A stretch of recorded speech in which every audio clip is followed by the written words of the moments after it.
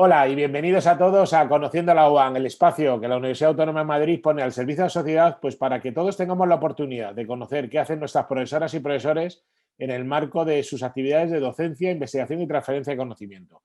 Y hoy vamos a hablar pues de esos temas que en la Universidad Autónoma de Madrid es famosa desde hace muchos años, como son la gran ciencia en una de las grandes ciencias, ¿no? Como es la física, ¿no? Y vamos a hablar de física de superficies y de los microscopios de efecto túnel y de fuerzas. Y para eso hemos llamado al catedrático Rubén Pérez. Hola Rubén, ¿cómo estás? Hola, ¿qué tal, Fidel? Muchísimas gracias por estar con nosotros hoy en Conociendo la UAM, de verdad. Gracias a vosotros por esta iniciativa y por invitarnos a nuestro grupo a participar. Pues permíteme, Rubén, que lo primero que haga es presentarte, como he dicho, el doctor profesor Rubén Pérez, catedrático del Departamento de Física Teórica de la materia condensada de la Facultad de Ciencias de la Universidad Autónoma de Madrid. Pues que queríamos saber que hemos leído, hay papers e investigaciones en la Universidad Autónoma de Madrid muy fuertes sobre los microscopios de efecto túnel y de fuerzas, y para eso te hemos llamado. ¿Qué es y qué aplicaciones tienen estos microscopios? Bueno, pues como bien dices, es verdad que en la Autónoma hay mucha tradición de trabajo sobre estas técnicas que se remontan fuera de los primeros sitios donde hubo un microscopio, fuera del sitio donde se inventó, que fue en Suiza, en el laboratorio de IBM en Zúrich. Y nuestro grupo a lo que se ha dedicado durante muchos años es a intentar hacer teorías sobre qué son estos microscopios. Y para explicarlo de forma sencilla, esto no son unos microscopios que funcionen con luz, como los microscopios en los que pensamos habitualmente, sino que están basadas en otra idea diferente. Son microscopios que nos permiten estudiar originalmente superficies y luego objetos depositados sobre superficies, moléculas, etc. Y la forma en la que lo hacen es simplemente hacerlo con las manos, explicándolo. Tenemos una punta de un material, por ejemplo un metal, y lo acercamos a esa superficie. Cuando estamos, en principio, como no hay contacto metálico entre esos dos materiales, no circularía ninguna corriente. Pero si nos acercamos lo suficiente, hay un efecto cuántico, que es el efecto túnel, que nos permite, digamos, saltar esa barrera que verían los electrones clásicos y que se establezca una corriente. Bueno, pues este microscopio lo que utiliza es precisamente el hecho de que esa corriente depende mucho de esta distancia. De tal manera que si tenemos un cierto perfil en esta superficie, si intentamos mantener esa corriente constante, vamos siguiendo y podemos representar cuál es la estructura de esa superficie. Esa es la idea del microscopio de efecto túnel. Y el microscopio de fuerzas trabaja de forma similar. Lo que mide no es esa corriente, sino que lo que intenta medir es la fuerza. Cuando la acercamos, se genera una fuerza entre esa punta y esa superficie, y de nuevo utiliza esa fuerza para poder hacer un perfil, manteniendo esa fuerza constante, hacer un perfil de la superficie. El microscopio de efecto túnel fue el primero que se desarrolló, y el de fuerzas fue posterior para poder estudiar superficies en las que no eran metálicas, en las que no se podía establecer, digamos, esa corriente. Y el interés que tiene sobre todo el microscopio de fuerzas es que precisamente por esa característica ha sido capaz de operar en condiciones muy diferentes y ha extendido su aplicación no solo al campo de la física de superficies, sino al campo de la biología, como hablaremos más adelante. O sea, es una de las herramientas hoy fundamentales para estudiar cómo es la materia a la escala del nanómetro, a la escala típica de las moléculas. Para los que no sean especialistas, estamos hablando de nanotecnología fundamentalmente, ¿no? De química de superficies, y me gustaría ir ahondando un poco en la conversación en los distintos puntos de aplicaciones que tienen estos microscopios. Por ejemplo, cómo reaccionan las moléculas con las superficies. Esto lo podemos ver con los microscopios, ¿no? Sí, esta fue, como te decía, una de las primeras aplicaciones de estos microscopios fue estudiar las superficies de los materiales. Y inmediatamente lo que se vio es que las superficies estaban cubiertas de moléculas, simplemente por contaminación. Así que eso se puede utilizar de forma explícita para poder estudiar cómo es la absorción de esas moléculas sobre los materiales. ¿Por qué es eso relevante? Pues porque en todos los procesos, en un montón de procesos tecnológicos, lo que tenemos son una serie de superficies con las que interaccionan moléculas que están en el entorno. Esto nos permite estudiar y comprender esos procesos, como los que ocurren, por ejemplo, en catálisis, ¿no? En un catalizador, como el catalizador que tenemos en los tubos de escape de nuestros coches. Lo que tenemos es un material que genera una reacción química para poder convertir algunos de esos procesos, productos de la combustión, en productos que sean menos nocivos. Pues el microscopio de efecto túnel jugó un papel fundamental a la hora de entender cuál era realmente la química de esos procesos. Ahora podemos ir realmente mucho más allá y estamos utilizando ese microscopio para poder caracterizar, por ejemplo, cómo podemos ahora funcionalizar superficies, cómo podemos recubrirlas con moléculas que las dotan de propiedades diferentes de las que tienen originalmente, pensando, como digo, en posibles aplicaciones tecnológicas. También trabajáis en temas de óxidos reducibles, ¿no? Para aplicaciones, como has dicho, en catálisis y en optoelectrónica. ¿Me podrías decir también qué es y qué funcionalidad tendría también para aquellos que nos están escuchando lo pudieran aplicar a sus industrias? Sí, los óxidos son un caso particular de materiales que durante muchos años se han aplicado tanto en catálisis por sus propiedades químicas como por sus propiedades electrónicas, ahora en lo que se llama optoelectrónica o procesos de energy harvesting, de cómo podemos capturar energía, por ejemplo, del sol, cómo podemos convertir la energía solar y utilizarla para poder romper moléculas de agua y generar oxígeno e hidrógeno o generar otros tipos de reacciones químicas. Y de nuevo, los microscopios lo que nos permiten es entender cómo son las propiedades de estas superficies y cómo reaccionan las moléculas en ella. Son una fuente de información muy local, muy profunda, de cómo es la estructura y las propiedades electrónicas de estos sistemas y de cómo se pueden aprovechar para esos procesos tecnológicos de los que estamos hablando. La investigación que hacemos nosotros es una investigación básica, pero es una investigación que está orientada a que ese conocimiento pueda aplicarse en procesos tecnológicos posteriormente. También trabajáis en temas de nanomecánica, ¿no? Del estudio de la fricción y del desgaste a escala atómica. ¿Nos podrías explicar también cómo trabajáis con estos microscopios en este mundo de la nanomecánica? Bueno, estos microscopios lo que nos permiten, como te decía, es estudiar procesos de una forma muy fundamental, de una forma muy controlada. La fricción es algo que está presente, está omnipresente en nuestra vida. Siempre tenemos dos materiales que están en contacto cuando tenemos cualquier tipo de engranaje, cualquier tipo de mecanismo. Si somos capaces de minimizar cuál es la fricción y el desgaste de estos materiales, seríamos capaces de realmente ahorrar muchísimos millones de dólares. O sea, las pérdidas que están cuantificadas, digamos, en la industria por este tipo de mecanismos, pues estamos hablando de miles de millones de dólares a lo largo de un año.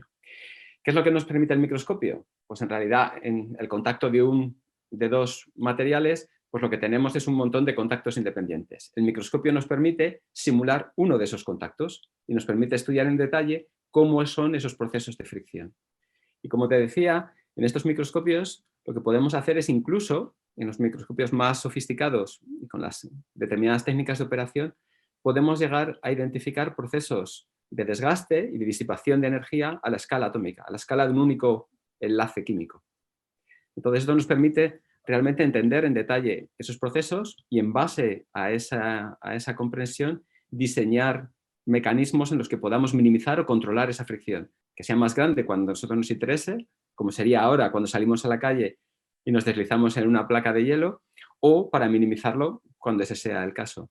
O sea, es conocimiento de nuevo fundamental, porque en vez de tener todos esos contactos podemos estudiar en detalle cómo es uno de ellos y a partir de ahí poder desarrollar ideas para nuevas aplicaciones tecnológicas. De igual manera, trabajáis con las biomoléculas, un campo que está en máxima difusión actualmente, esas propiedades mecánicas, ¿no? De proteínas y de ácidos nucleicos, que en colaboración con otros grupos, ¿no? Estáis también trabajando con gente de biofísica. Me gustaría que nos explicaras estas colaboraciones y qué avances estáis teniendo en la generación de nuevo conocimiento. Sí, bueno, en todos los aspectos anteriores que te he hablado, nosotros normalmente colaboramos con grupos experimentales dentro del campus de la UAM, en diferentes, no solo en la propia universidad, sino en grupos que están en el campus de excelencia, en el Instituto de Ciencia de Materiales, por ejemplo, o en el Instituto de Catálisis. Y en el tema este específico de la biofísica, que es un tema que empezamos en el grupo hace unos 8 años, estamos colaborando fuertemente con gente de la UAM y sobre todo con gente del Centro Nacional de Biotecnología. Aquí la idea es que estos microscopios, como os decía, el microscopio de fuerzas, ha extendido su campo de aplicación más allá de la física de superficies o la química de superficies a la biología, porque puede operar en las condiciones reales en las que se desarrolla la vida, en un entorno con agua, ¿vale? Podemos estudiar cómo son las proteínas y los ácidos nucleicos en su entorno natural, un entorno acuoso utilizando estos microscopios. Y eso es importante porque el microscopio de fuerzas nos da acceso. Podemos tocar, podemos estirar, podemos manipular esas moléculas y con eso podemos acceder a cuáles son sus propiedades mecánicas. Y eso que puede parecer una cuestión académica, pues tiene un interés fundamental, porque cuando pensamos, por ejemplo, en el ADN, pues normalmente lo imaginamos con esa estructura perfecta de doble hélice recta que siempre nos han enseñado. Pero en realidad el ADN nunca está así. Normalmente está interaccionando, está compactificado en los nucleosomas dentro de los núcleos de nuestras células y está constantemente interaccionando con proteínas que son las que son relevantes para sus procesos biológicos. Y cómo se produce esa interacción y cómo son esas propiedades mecánicas son fundamentales para que cumpla esas propiedades biológicas. Bueno, pues los microscopios y las simulaciones teóricas que hacemos, y en ese caso se combinan experimentos de microscopía de fuerzas con simulaciones de ordenador, nos permiten entender o nos están permitiendo entender cómo son esos procesos. Y, por ejemplo, hemos descubierto algo que es muy interesante y que es un campo que estamos explorando, y es que la secuencia de los ácidos nucleicos no solo es el código genético, digamos, que codifica nuestras proteínas, sino que parte de esa secuencia puede servir también para controlar cómo son esas propiedades mecánicas.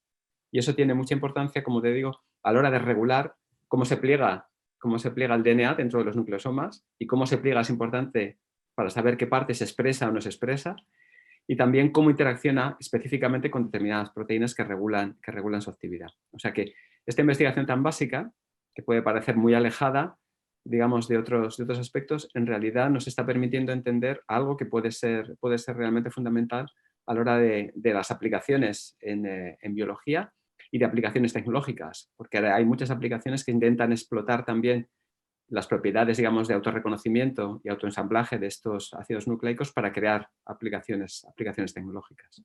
Como hemos dicho ya en Conociendo la OAN ya en varias ocasiones, no hay que diferenciar mucho entre ciencia básica y ciencia aplicada, sino entre buena ciencia y mala ciencia. Y yo creo que aquí estamos ante unas líneas de investigación muy potentes, donde la ciencia básica se permea continuamente con la aplicada, y en el fondo es buena ciencia, y buena ciencia para generar conocimiento y generar transferencia. Y esta sería mi última pregunta, profesor Pérez. Me gustaría que hacer una llamada, ¿no?, al tejido industrial, no madrileño ni español, sino a nivel internacional, que pueden aplicar estas tecnologías, que obviamente no son sencillas, no son de aplicación para una pyme a lo mejor, pero sí obviamente para estas empresas tecnológicas y grandes industrias, que podrían beneficiarse del conocimiento que tenemos en la UAM y también de las capacidades científico-técnicas, ¿no?, que tenemos en los grupos de investigación y en nuestros servicios científico-técnicos. ¿Qué mensaje te gustaría mandarles a todos aquellos que nos estén escuchando que podrían ser usuarios directos o indirectos de esas tecnologías? Pues yo creo que, como bien dices, yo creo que en las sociedades avanzadas la unión entre ciencia básica, tecnología y aplicaciones es cada vez más fuerte. Yo creo que en la UAM hay mucho potencial para cubrir digamos, estas líneas.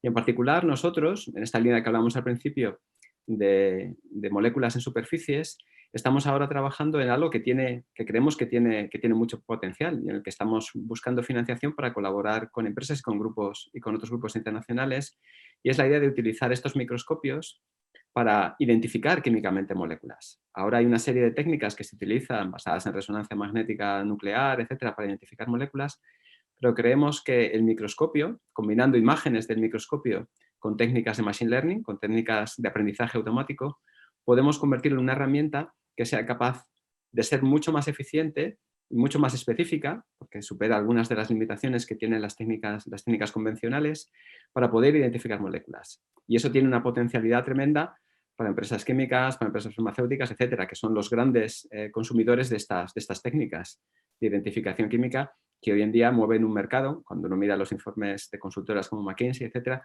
mueven un mercado de miles de millones de dólares al año, y un mercado además creciente. O sea que yo creo que hay, como decía, no solo por nuestro grupo, en Autónoma hay un gran potencial en todas estas técnicas de nanotecnología que estamos abiertos a compartir y a explorar con colaboraciones externas.